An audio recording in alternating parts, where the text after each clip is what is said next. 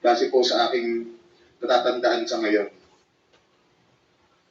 Tama po si Senator Lacson na ang mga engineers ng DPWH ay tila naging legman o bagman na lang. Kung tatanungin niyo po ako kung sino o kanino kami naging bagman, nasagutin ko na po ngayon.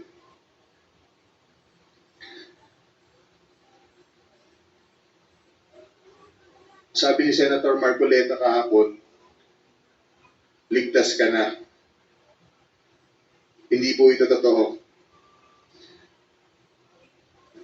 Si Senator Jinggoy Ejercito Estrada, Senator Joel Villanueva, Yusek Robert Bernardo, at D. Alcantara. Si Senator Jinggoy po ay nagbaba ng 355 million ngayong 2025 sa mga ilang projects sa Bulacan.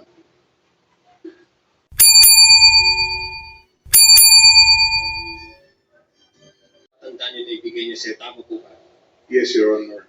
Itong 245, just a portion of that, because according to you, from 2022 up to 2025, your estimate is that it's over $1.9 billion natanggap mo, tama po ba? Approximately. Okay, sige. So binibigay mo to kay Engineer Alcantara, tama po?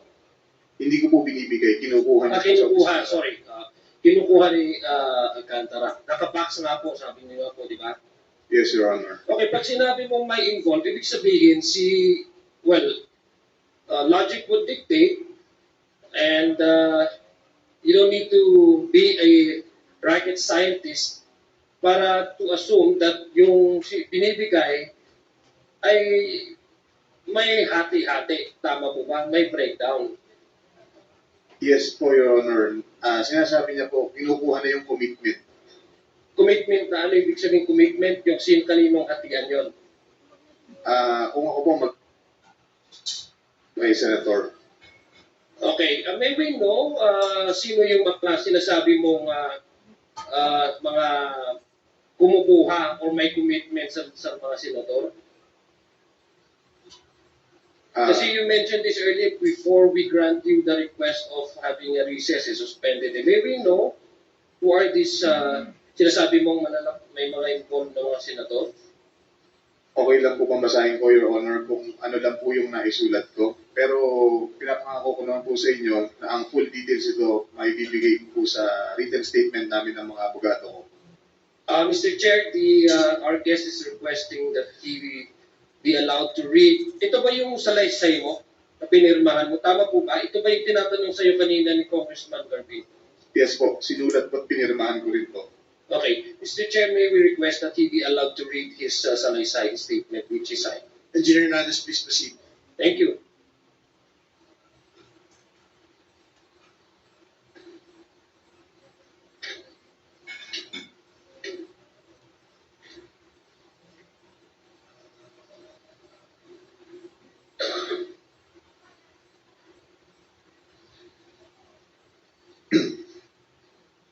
Good morning, Your Honor, Mr. Chair. Ako po si Bryce Erickson Hernandez, dating Assistant District Engineer ng Bulacan 1st District Engineering Office.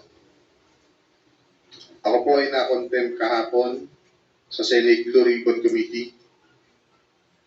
Habang ako po ay nakadetain, nakapag-isip po ako at nagdesisyon na maglabas ng ilang nalalaman ko sa flood control project base po sa aking natatandaan sa ngayon.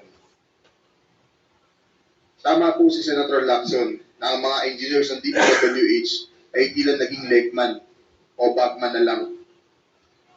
Kung tatanungin niyo po ako kung sino o kanino kami naging bagman, nasagutin ko na po ngayon.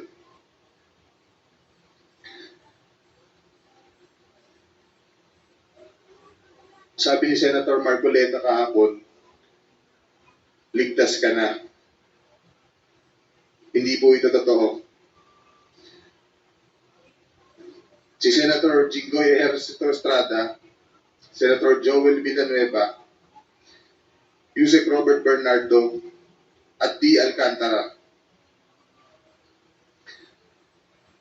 Si Senator Jinggoy po ay nagbaba ng 355 million ngayong 2025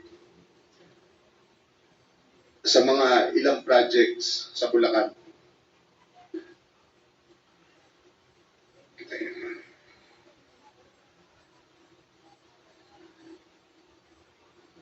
At ang sabi po ng boss ko dito ay 30% ang commitment dito. Ang mga projects po na to ay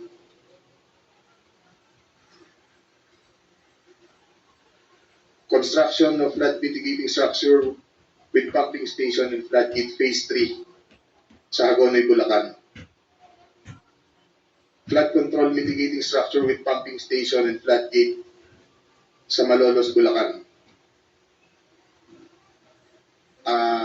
Hindi ko na po babasahin lahat to. Isasama ko po to sa aking written statement. No, mahalaga pong basahin yung buong listahan ng mga proyekto. These are the line items that everyone has been talking about. So I think the nation deserves to know which particular line items that are in the GAA that are being implemented for these particular personalities. Mr. Chair, may I also request that he be directed to read the entirety of his salaysay Yes, and yes. not to select a portion of his salaysay. Yes, he will. I think he will be required to read it, but we need the specific line item in the General Appropriations Act to be able to tie these particular projects to political personalities, not just DPWH engineers, not just contractors. Please proceed. Mr. Chair, may I also ask that the amounts also be read? Yes, I think if it's important that the public will also know the yes, amount. if it is available, Engineer Hernandez, please mention the amount as well. Mr. Chair, saglit na interjection lang. After the statement of Sir Bryce, may we have the copy of his statement para po makapagtanong din yung mga members based on his ongoing statement, Mr. Chair. If that is practicable, Deputy Speaker, we will ask him to do it, but it is a written, handwritten statement. So I think we have to listen to his entire salaysay first. Please proceed with the line items, please. Let me repeat it, Your Honor.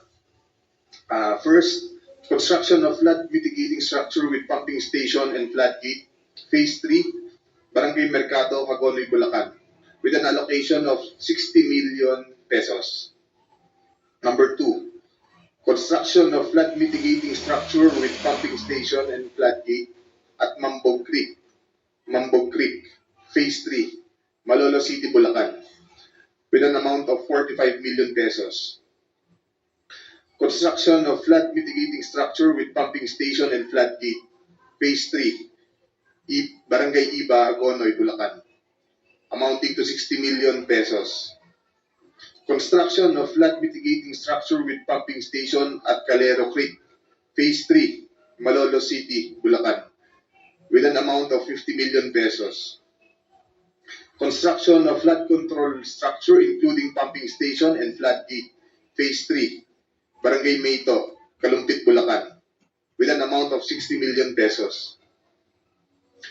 Construction of flood mitigation structure with pumping station and floodgate at Barangay Santa Rosario Creek, phase 3, Malolo City, Bulacan, with an amount of 40 million pesos. And last, construction of flood mitigation structure including pumping station and floodgate, phase 3, Barangay Carillo, Hagonoy, Bulacan, with an amount of 40 million pesos. And all of that with a total of 355 million pesos, Your Honor. This is supposedly the allocation of which political personality? Senator Jinggoy Ejercito Estrada po, Your Honor. Thank you for the clarification. You can proceed with reading the handwritten statement. Mr. Chair, may I continue? Let him finish the handwritten statement. Tapos lang po yung handwritten statement ng pagbasa. Nagbaba po si Senator Jinggoy at ang kanyang SOP dito ay 30%. As per our District Engineer Henry Alcantara. I-deliver ito nung lumabas ang mga item na to sa GAA. Mga driver namin sa DPWH Bulacan First ang nag-deliver sa kausap nila. Si Christian Santiago at si Andre Balatbat. Galing din ito sa utos ni D. Alcantara. Noong 2023 naman, ay naglabas ng 600 million si Senator Joel Villanueva at ang SOP nito ay 30% din. If I'm not mistaken, pwede ko sabihin ko po kung anong mga projects na mga line item din. Please proceed with disclosing the line items so the nation may able to tie the line item to the political personality involved. First, rehabilitation of flood control structure along Balagtas River, Barangay Panginay, Tuwawa, Phase 3, Balagtas, Bulacan, with an amount of 75 million pesos. Construction of Bukawi River Flood Mitigation Structure, Station 12, plus 589 to Station 12, plus 739, at Barangay Bambang, Bukawi, Bulacan, with an amount of 75 million pesos.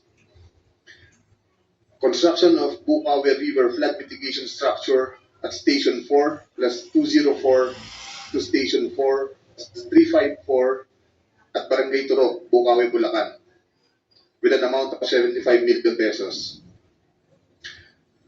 Construction of Bukawi River Flood Mitigation Structure at Station 3, plus 036 to Station 3, plus 236, at Barangay Kaingin, Bukawi, Bulacan. Construction, this also has an amount of 75 million pesos. Number 5, construction of Bukawi River Flood Mitigation Structure at Station 5 plus 466 to Station 5 plus 667 at Barangay Plan, with also an amount of 75 million pesos. Construction of Balagtas River Flood Mitigation Structure at Station 3 plus 533 to 183 at Barangay Santol, Balagtas, Bulacan, with an amount of 75 million pesos also.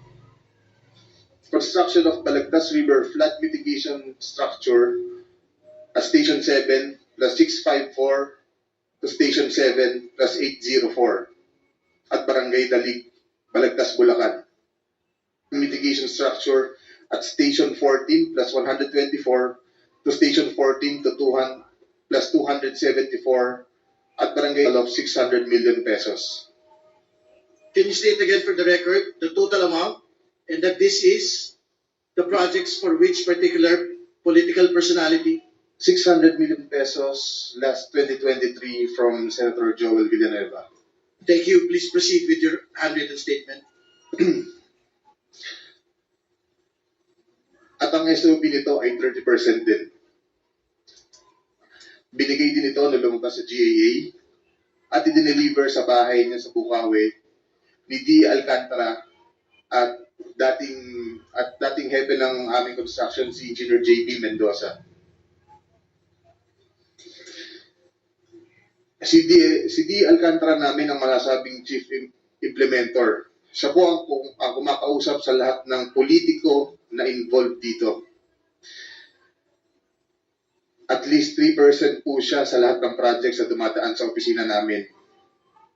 At pinapasabi pa nga sa amin sa mga contractor na kung gusto niyong magkaroon ng maraming projects sa susunod, ay magbigay kayo ng additional na 2% sa kanya. Parang finder's fee daw. Si D.E. Henry Alcantara po ang usually nagde-deliver sa mga politiko at kay Yusek Robert Bernardo po. Pasensya na po, ito pa lang po ang aking mga masasabi sa ngayon. Mabigyan lang po ako ng sapat na oras pagkakataon na makausap ang aking mga abogado. Handa na po akong maglabas ng lahat ng nalalaman ko pa. Maraming salamat po. Mr. Chair, Mr. Chair,